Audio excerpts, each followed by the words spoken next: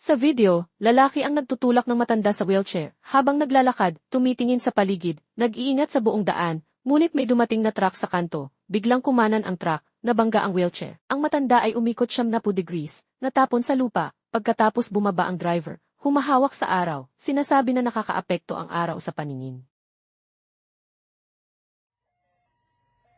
Dumating agad ang ambulans, dinala ang matanda sa ospital. Ayon sa ulat, caregiver noon, itinutulak ang 83 taong gulang si Mr. Lee sa labas, kahit green light ang matanda, nangyari pa rin ang aksidente.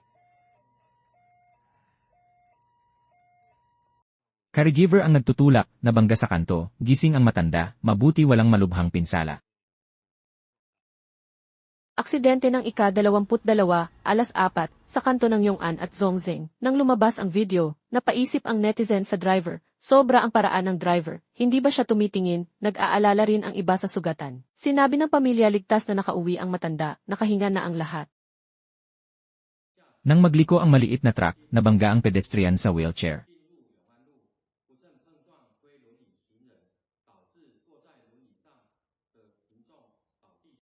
Sabi ng pulis, nilabag ng driver ang traffic rule, hindi huminto sa pedestrian, kung magdulot ng aksidente at masaktan, pinakamataas na multa ay 7,200.